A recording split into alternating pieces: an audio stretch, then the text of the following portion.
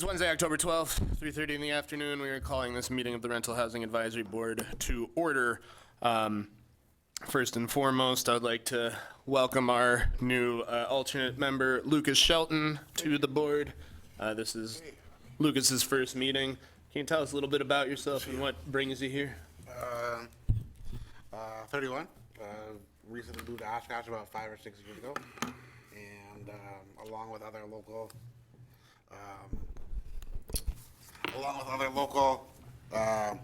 organizations in town. I guess my kind of goal is to make life as enjoyable and accessible for as many people as possible. Right on. All right. Welcome and thank you. Let's have a roll call, please. Erickson, Here. Ernst, Here. Hobbs, Here. Lord, Here. Stribling, Shelton. Here. All right, and we do have a little subsection under this item about vacant seats. So it looks like at present we have, well, as of the information we have in front of us, we have 2 vacant permanent seats on this board and then 1 vacant alternate seat. We're going to see about getting Lucas bumped up to the permanent seat. But if anyone here knows anyone that might be interested in serving, or if anyone out there is interested in serving, participating, learning more. It's just to do the vice chair. Okay. To call it, yeah. Where can people contact if they're interested in serving? Kelly. I think right on the website, there's a Yeah. link under government, I think, and then boards and commissions. Yep, we have information on the Plan Commission, and then also Casey here, who manages the social media for the Rental Housing Advisory Board Facebook page, does put the information on there occasionally as well. Okay, so if anyone out there is interested in serving, let us know. Item number 4 of the agenda, citizen statements. Seeing that there are no citizens present today, we'll move on to item 5, which is to elect a vice chair. So our former vice chair is no longer serving on the board, so we need to elect someone to this position. This person will serve as chair of the board in instances where the official chair is unable to make it or unable to participate. So that just means basically running the meeting when the meeting is in session.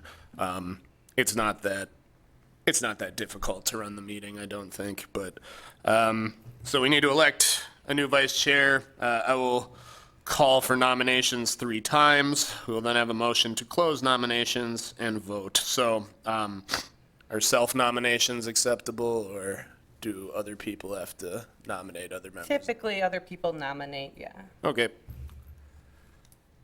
So does anyone wish to nominate anyone for vice chair? I'll nominate TJ Hobbs.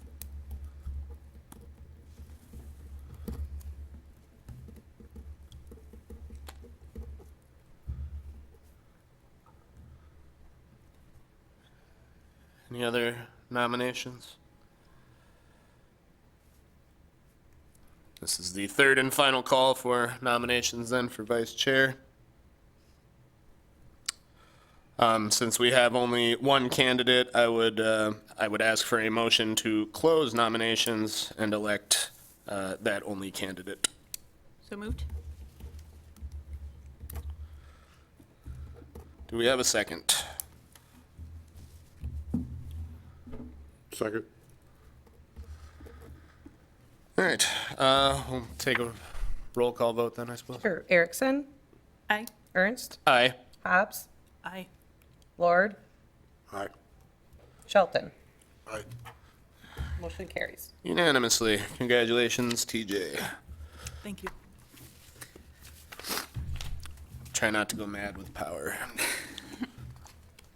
All right, brings us to item 6 of the agenda, approval of meeting minutes from our August 10th, 2022 meeting. So before I would entertain a motion to approve. So moved. Or, Yep. thank you. Second. Any discussion?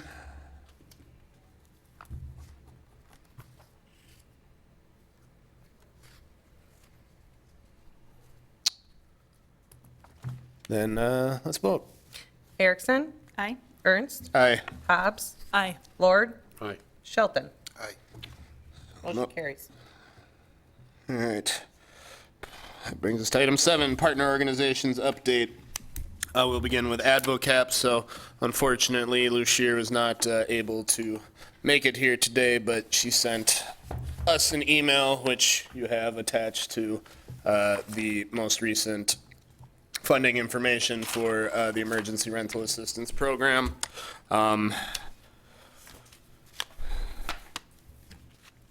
Few important things from this email. So energy services start their new year October 1st, or they started their new year October 1st. So persons applying for energy services / emergency rental assistance must complete a new application for the new program year. So if you're out there and you have not yet applied for assistance, you'll need to fill out one of these new applications. There is currently no wait or delay with people who are applying for assistance, although normal processing time takes about 4 weeks. Energy Services is doing current energy assistance applications as our staff at AdvoCap. They will hope to process the applications in a timely manner since the number of applications is far fewer than it has been. Lou mentions they continue to get a few landlords who no longer want to work with anyone needing WERA assistance. They also have an increasing number of people who have had the maximum 18 months of assistance, limited options for people who have gotten their maximum assistance but are able to offer residents of Oshkosh some community development block grant money that was allocated for that purpose. And then they go on to she goes on to clarify that AdvoCap offers coaching to the people that receive the funds in order to help them stay on their feet and maintain a sustainable living in that way. I have not had an opportunity to peruse the data yet, or the numbers yet. If for our next meeting you have specific questions, you can bring them up there, or I'm sure Lou would be happy to, or Ms. Shear would be happy to respond to us in an email if you emailed her, and her address is at the top of the form. Questions, comments? Right.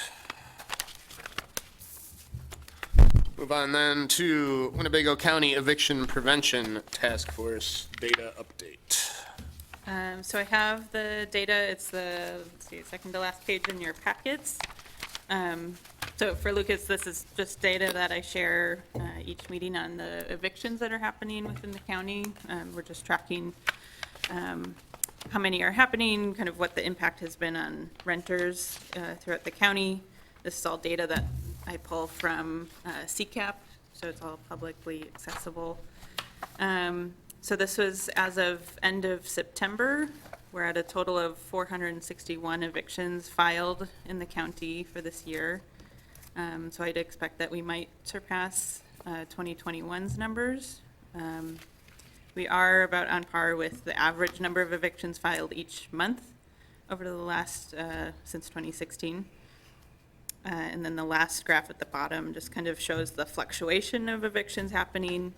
Obviously, 2020, we saw a lot of kind of up and down with filings, but has since sort of started to level out a little bit. This is just in Winnebago County? Yes, yep, just Winnebago County. We do tend to see higher rates of evictions in Winnebago County compared to the surrounding area. Is anything happening with the actual number of evictions versus the filed, or where are we at with that? That one still tends to hover around, it has increased a little bit. I didn't include it on this one. I'll make sure to include it on the next one. Usually around 50 to 60% of evictions that are filed are actually ending in a judgment of eviction.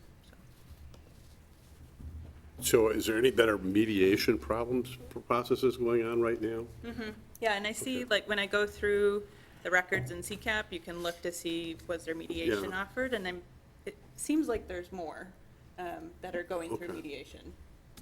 Okay, sounds good. That's just my own One of observation. the things I always see about evictions is that mediation happening right away versus 6 months rent hasn't paid, or the whole relationship falls apart. I'm hoping we could get some stopgap measures in there that got in there right away. It's amazing that, I was talking to somebody the other day, that their tenant was a year behind in rent, and that's just never gonna get caught up, you know? And that ends up in eviction, so, thank you. What gap are you trying to stop? Well, I'm finding a lot of stuff gets a can keeps getting kicked down the road until there isn't a real easy solution anymore. The snowball keeps getting bigger as it goes down the hill. And I'm finding that both landlords and tenants are doing that. The issue doesn't get solved, and it just keeps getting bigger until it ends up in court, you know? So, I mean, a lot of the mediation happens, as you well know, in the hallway of the courthouse, you know? And I'm just saying, if we could have mediation that happens before. So, that, I'm sorry, I you don't know. understand. You're saying tenants are taking the landlords to court, like No, down no, the road for- it's the landlords are. But I'm saying is that if we could get solutions in place long before they even get to eviction, you know? 'Cause Yeah. most of the mediation happens within 30 days of the eviction. It makes the people that don't accept WERA funds, that whole situation, all more of a shame, don't you think? Well, what happens is some of these folks, they've accepted the WERA funds, and then they get behind again, and some of the folks, they say, I don't want to do this again. You know, they've gotten 6 months of rent paid, and then they say, I don't want to go through this process again. I do wonder with people who are hitting that 18 months maximum of WERA, if we're going to see an increase in evictions now that people are hitting that. So, We'll see. Well, and forgive me, but I understand both landlords and tenants can reach out to the mediation, I forget the name, but Conflict Resolution. Conflict Resolution Center, right. Yeah. Have you tried reaching out or having, you know, landlord folks that you know reach out right away proactively so that it doesn't get to a year? Well, I don't know, I guess it's kind of the way human relations happen. It seems like we don't solve our problems till they get so big that, and, you know, rather than addressing things right in the beginning.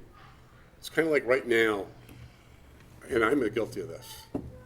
The water bills keep building up all year, and then all of a sudden you get this letter from the city that says, this is going on your tax bill, plus we're going to penalize you 10% for your tenant not paying the water bill.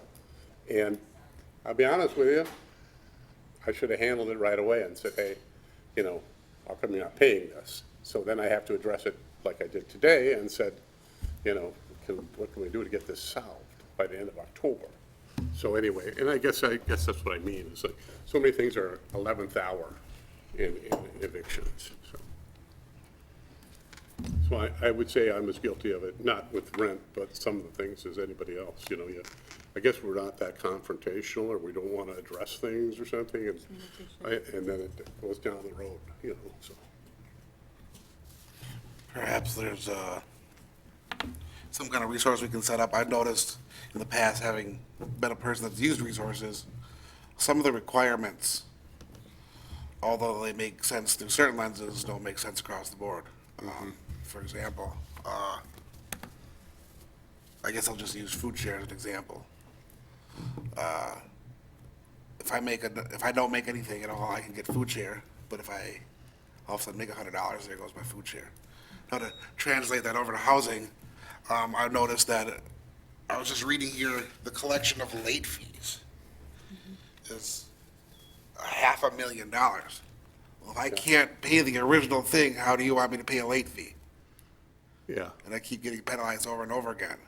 I feel like if we can figure out, now I understand that as a citizen, it's not the resources' job to pay my way. That's not what I'm asking for.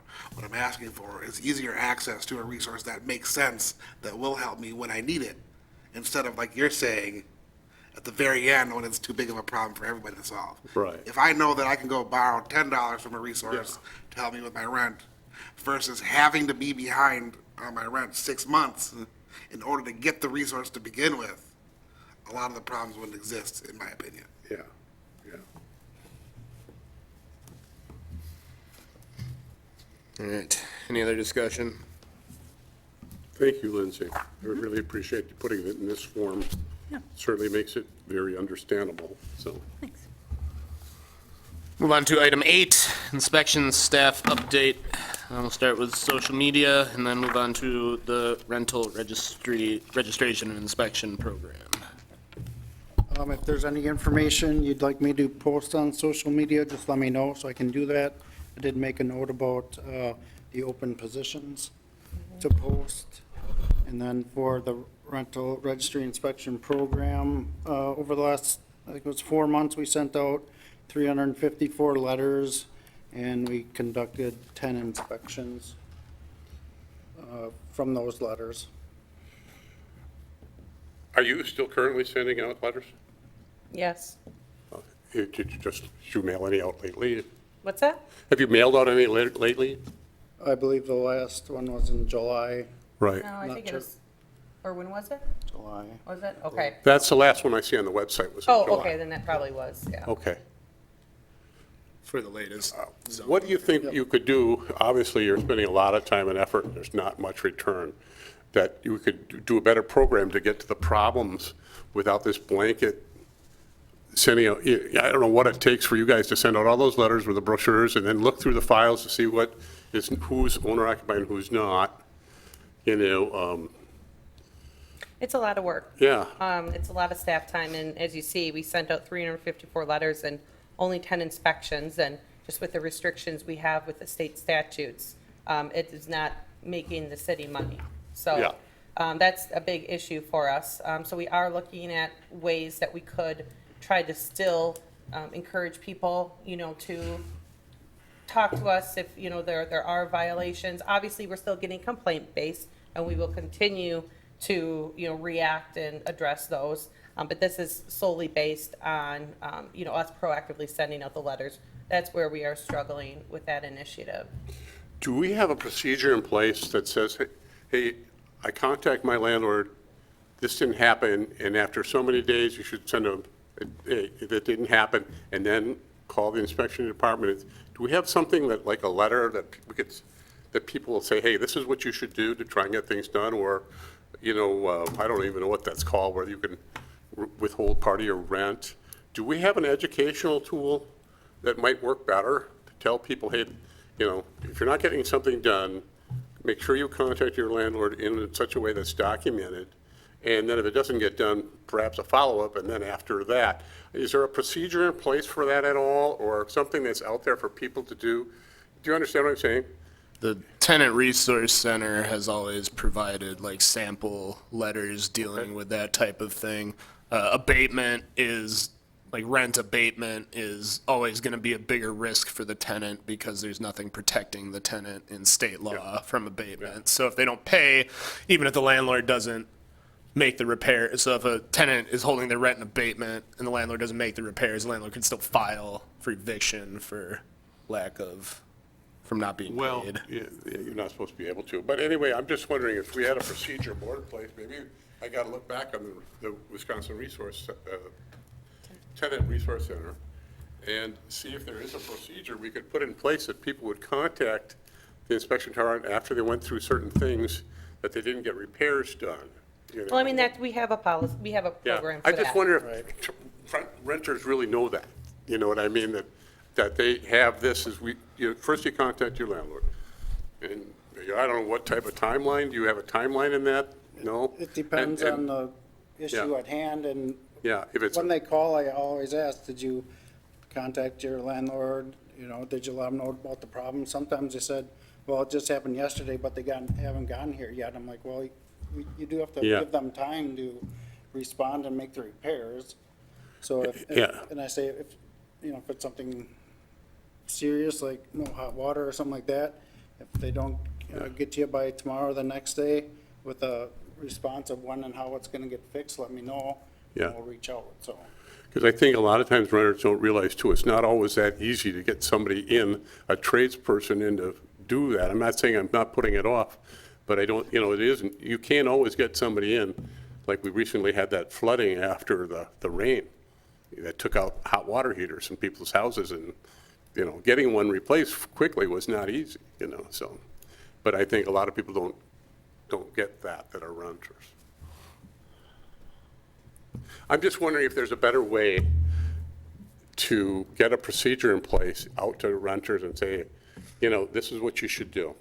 You know, a precise thing, and then if this doesn't happen, then call a complaint base, because obviously this isn't producing much this way, you know?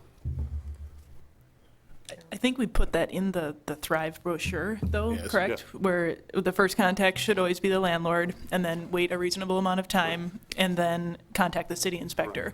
And it sounds like the city inspector is a good stopgap in between, you know, is this really a reasonable amount of time or not? Like, it's a good kind of neutral party that can check in on that.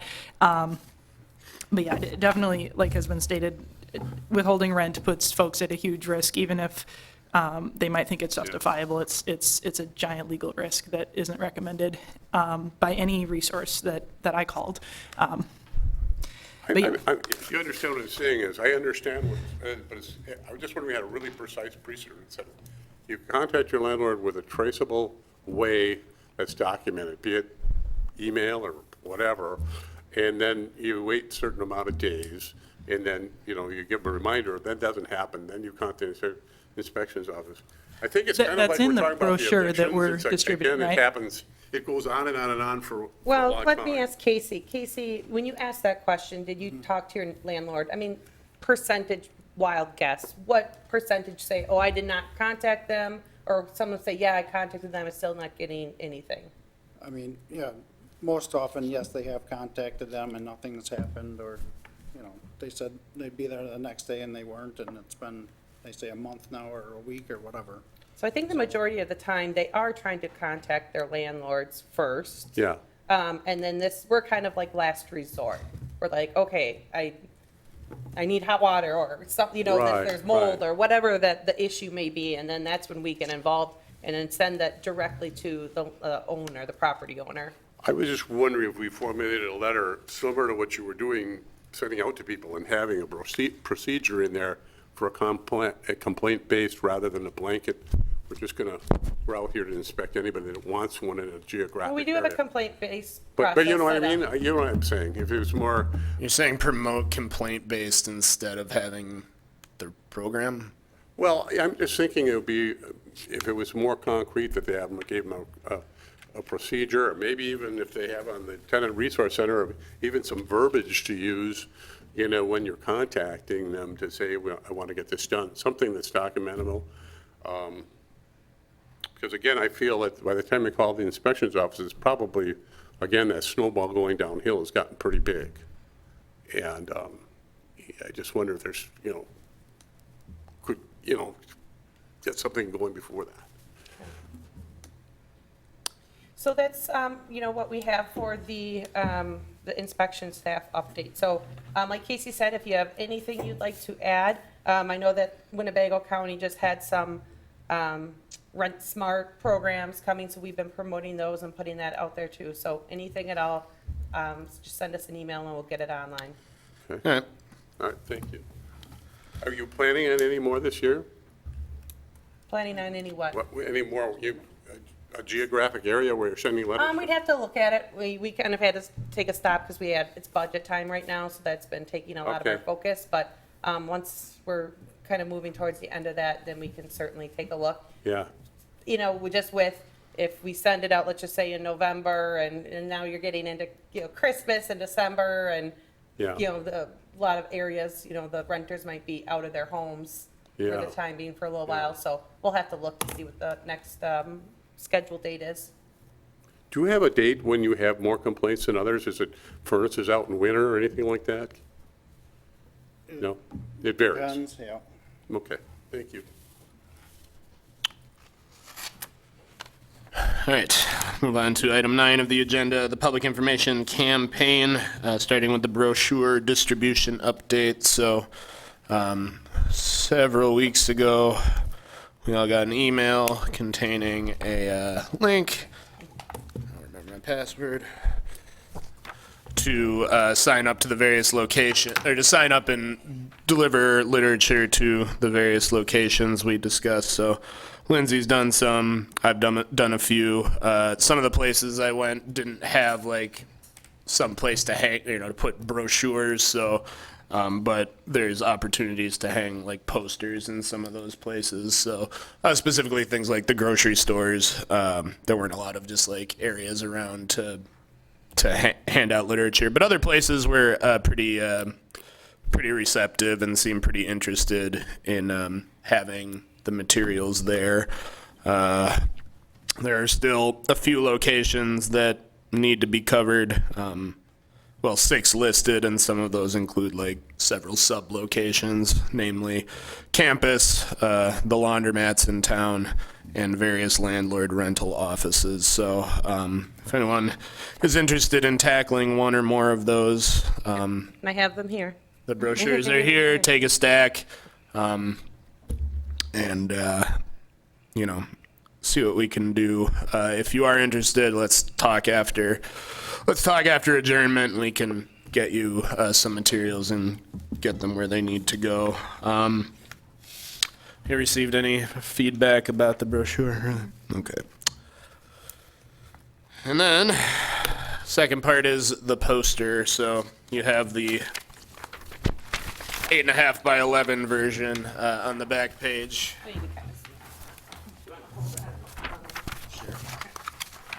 And this is like a very big version.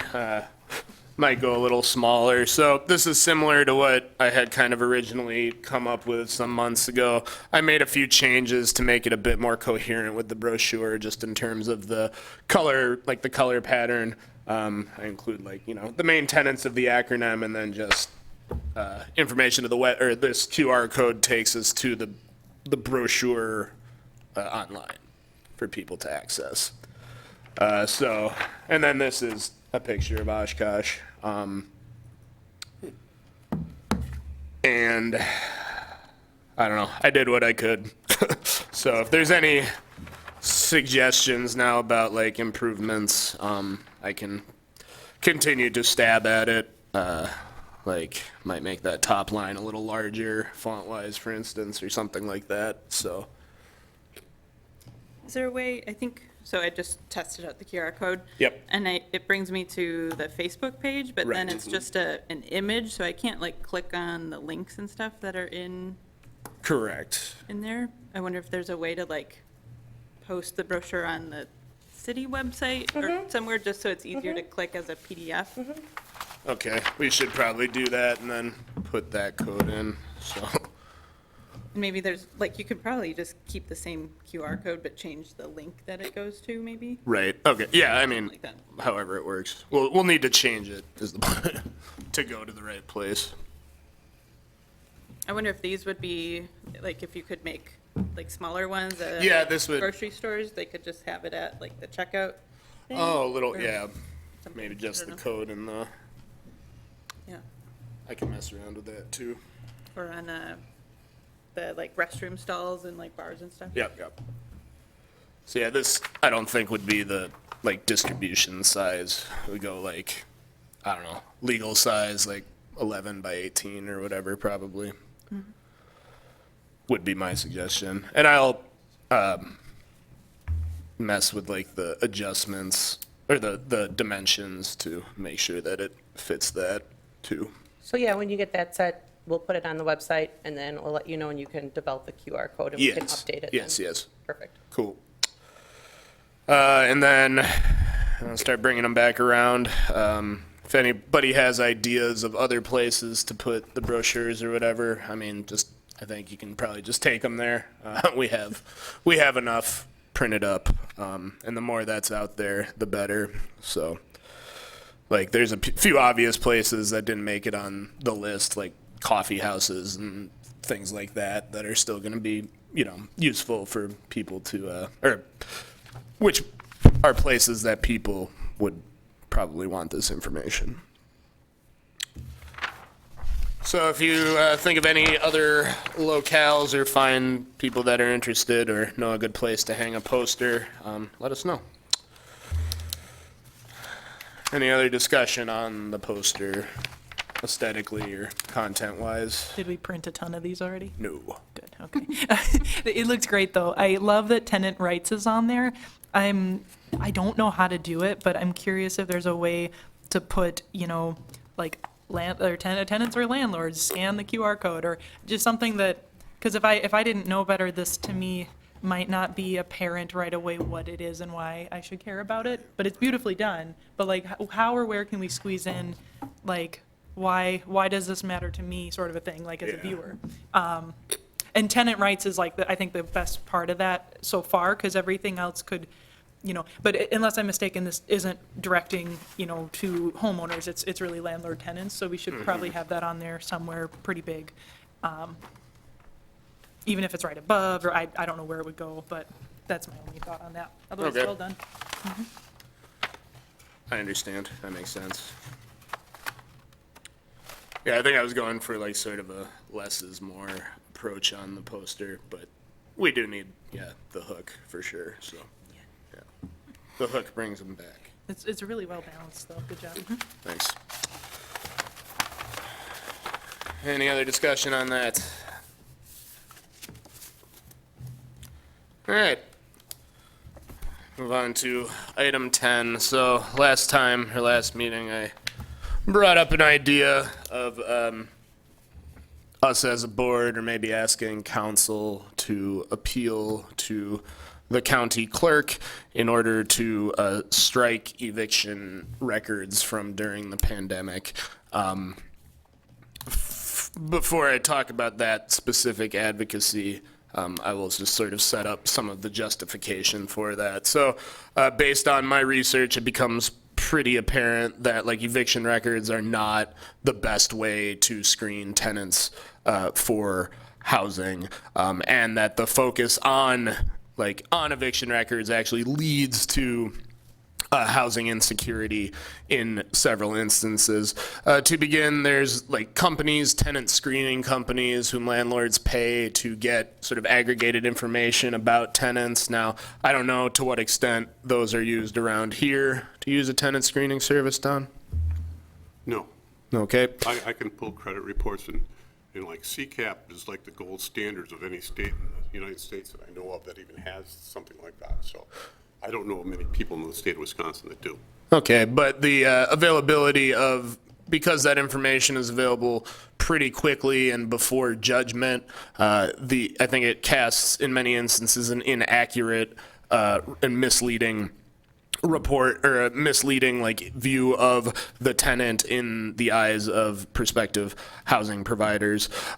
And we come to understand that eviction filings are really more of a reflection of the landlord and not necessarily of the tenant. It's landlords don't take in a lot of risk filing for eviction. Well, not the yes, they same. do. Landlords don't like to evict people, because if they evict some good tenant and then just get another person in there, that doesn't benefit them at all. So I would say that, I think a real problem is when you talk about half the people that are filed don't end up in an eviction. If there was a way to denote that more, that half of people that don't even end up getting evicted, I would think that would be a really valid point. I'm also, though, I would think before you could even go any further, you'd have to find out if this is even a legal thing you could do.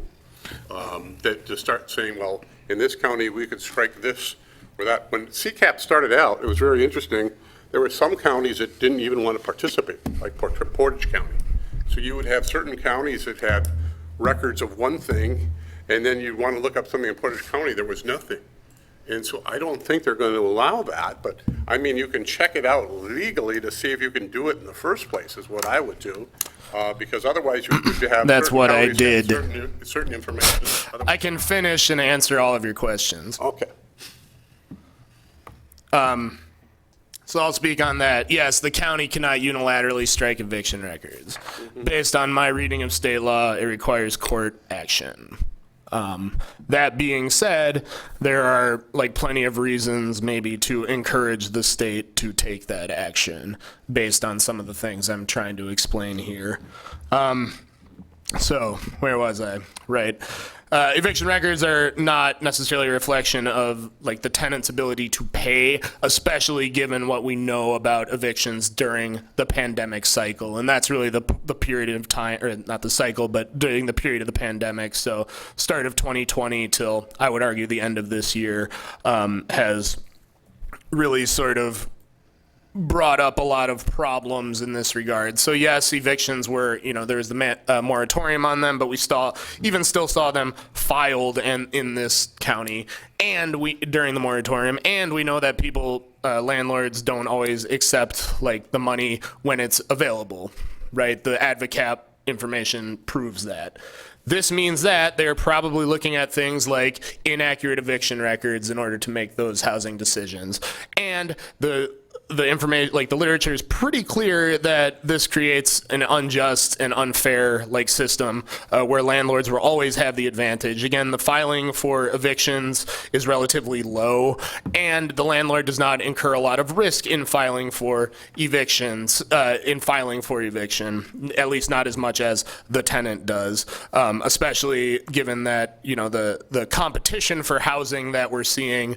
I think the claim that even if landlords don't want to evict, they're still fully empowered to, and would take that opportunity, and we see taking of that opportunity. The literature also suggests that the focus of the problem for tenants tends to be on the lowest income of people. It tends to be on women, particularly single mothers, and particularly black and brown women in particular. So the system has that classist, racist component to it now. That being said, there's plenty of reasons, I think, to at least seal or attempt to seal some of these records. One response to this, so this has been proposed by Legal Action of Wisconsin at the state level. The courts refused because they said it would be too burdensome, or I forget the title of the person at the state level who said it would be too burdensome. Wisconsin Apartment Association also just repeated several times that landlords need evictions in order to, or need to be able to access evictions in order to house prospective tenants. But given that other things like credit reporting are available and indicate better that tenants can pay, those things ought to be preferred. So, How do landlords benefit from evictions? How do you see landlords benefiting from evicting people? If you don't mind, can I answer that question? Okay. As a renter and as the child of business owners, Right. if I'm hearing Tim correct, if I'm your tenant, Right. you file an eviction because this month and this month only I was 5 days late on rent, which is your right. That seldom happens. Yeah. Now I have an eviction on my record, which Right. means I could get turned down anywhere based on that. And what they Right. don't hear is that for 5 years I rented from you and didn't miss a payment, but 1 month I did. You are still a landlord and get another tenant, and if you don't, still own your property, in which you could sell. And as if you've, And that's very true. All I'm saying is, it wouldn't, by the time you get through the eviction process and the amount of money you spend, you're much better off. You're certainly you not still gonna have get- do you know anybody that got evicted after 1 month behind? I don't. I have. Okay, and then And you why still, didn't you? and you what- still have a multi-$100,000 house. What's that? And you still have a multi-$100,000 house. You also have to realize. That could incur those 2/3 costs. 2/3 to 3/4 of your rent goes for fixed expenses every month. Principal, taxes, interest, and insurance. And those have to be paid. About 18% of your rent is going just for But- property but taxes. that- And that doesn't get paid if there isn't any rent. And then you either go into foreclosure or you have deferred maintenance. So you still have to do all those things. You have to look at it. from both You're right, you incur a cost. right, That and was those not are my- all very good reasons Yeah, to you're right. keep And paying that's also tenants what in leads their to homes. The severe shortage of housing right now, affordable, because people are going like, I can't make, this isn't worth doing. You incurring the cost is not what I'm disagreeing with. What's that? You incurring the cost is not what I'm disagreeing with. The long-term effect, Well, I Is what I understand am what you're disagreeing saying, but I'm trying to let you know that, the other side of it is that there's a lot of, most are small landlords, and about 40% never make any money at all. Well, that- And so, you have to look at it from that then perspective. sell the house. If the money is the concern, then sell the house.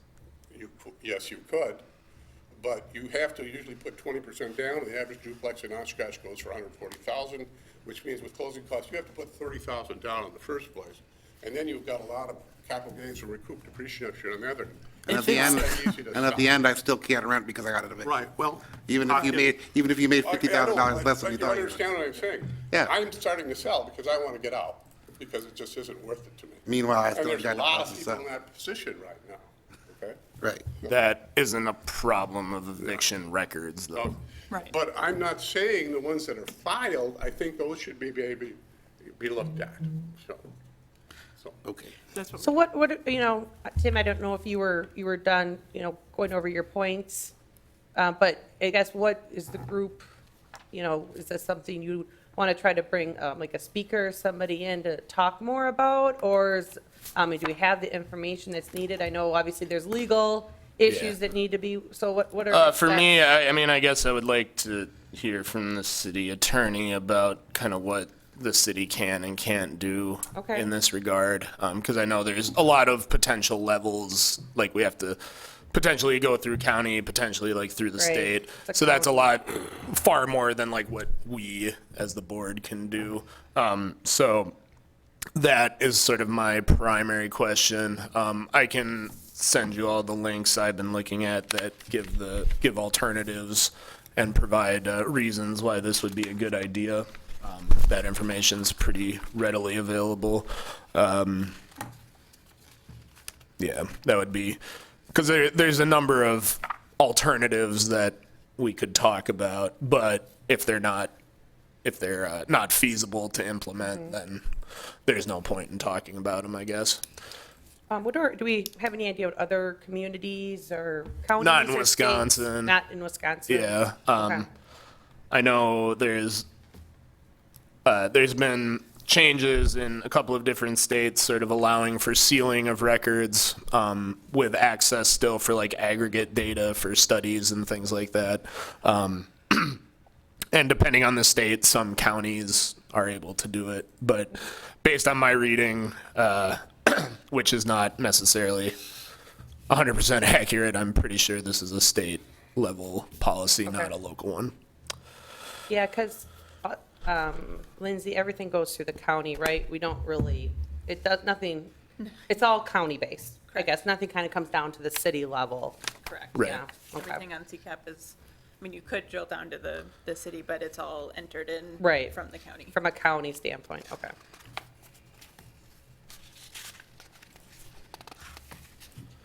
So what I can do is, you had requested to get some feedback from our city attorney, what we can do, what we can't do, you know, in regards to it. Is there anything else that we'd like to, you know, have some more information presented or discussed at the next meeting? I did do a little bit of research, and I know this came up maybe last year, but I came across the legal tune-up or effort that I know Legal Action is a part of and some other groups. And so they help tenants go through and see if they can expunge their eviction record, and they have to meet certain criteria. So I wonder if that would be helpful information to like hear what that process looks like for having evictions removed for people. Sure. I can do some digging and see if there's someone who could either share information or present or something. Yeah, that sounds good to me. Okay, well, just keep us in the loop then, Lindsay, if you can get somebody in.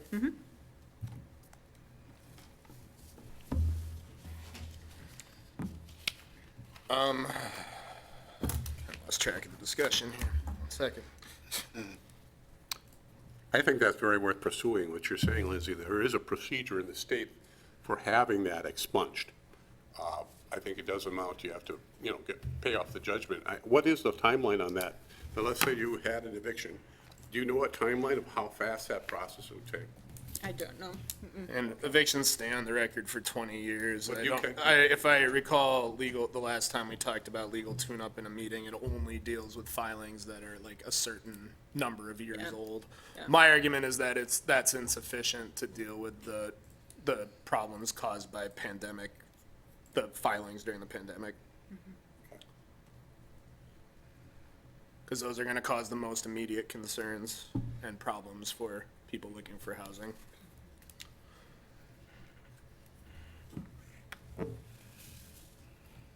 And to go back to Mr. Lord's question about why do eviction benefit tenants, I think some of that has been answered for us by Mr. Lord. First, there's a shortage of housing, which means prices are at a premium. This means that landlords are incentivized, I think, to bring in whatever tenant they feel will be the most able to pay. And as we have heard in past meetings, things like double security deposits plus, this, that, and the other thing. That's a lot of cash to get on hand all of a sudden. That sounds kind of, lucrative to me. So that sounds like a motivation. I have a quick side question about that. Yeah. The eviction process doesn't take, and then you have a turnover where you have to clean, paint, everything else. Turnover is a killer. If you have a turnover once a year in an apartment, you're probably losing money. So you really do want to retain your tenants, you really do. Would it be safe to say that, What's that? would it be safe to say that the landlord-tenant relationship is a business relationship? I used to have a trick question when I said what was the biggest maintenance issue that people miss as landlords, and it was maintaining their landlord-tenant relationship. So it'd be safe that it's a business It's relationship? maintaining that So my question then is, like any other business, why is it not regulated? What's that? And my question would be then, like any other business, why is it not regulated? Regulated, did you say? Yeah. Well, one of the problems is there isn't many tools legally, that there's the 5-day correction notice, and after that, it goes right to eviction. There isn't anything in between there in the law, okay? And that is a problem. There should be more tools in the toolbox, okay? But if you look it up, there isn't, okay? More tools for landlords to take More different options more for options. filing evictions. Well, more Or options other in than between. eviction, yeah. But that's the mediation board. Well, then I guess my follow-up question to that would be this. Rather than print off a lease from Google, I'm sorry? or wherever, if I wanted to rent my house to TJ, I can just rent my house to TJ. You're Technically, talking yes. about, like, if you are the homeowner, you can choose to rent a room to whoever you With a like. lease or without the lease. With or without a screening, With an eviction over your head or without the threat of eviction over your head. if you choose to be a good guy, but Yeah, that's not in the your law. That's all I needed to know. Yeah, did you? And once again, evictions do not make someone good or bad. Right. Like, the presence of evictions, especially recently, is problematic. Like, it doesn't indicate tenants' ability to pay, especially given pandemic I also economic. tell renters, if you go and look up your landlord, and they've got a lot of evictions on their record, that would be a red flag of renting from them. Right. But the other thing I want to talk about Googling a lease, you don't want to do that. You want to have something from either a realtor or a Wisconsin legal blank, because it's very particular, the laws, and if the laws don't apply in Wisconsin, the lease is null and void. So you want to make sure Wisconsin legal blank is the best resource if you're not a realtor for any paperwork. Right.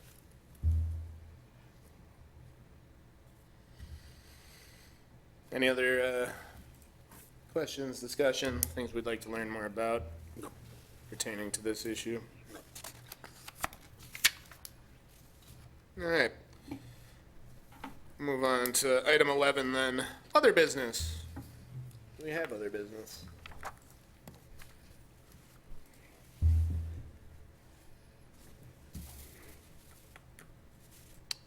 With that then, I would entertain a motion to, before we do that, just to summarize, for next time, we'll hopefully hear from a city attorney and maybe some other people about, a little bit more about this issue and what our options are in terms of action that we can take, or the city can take, that we can recommend that council take.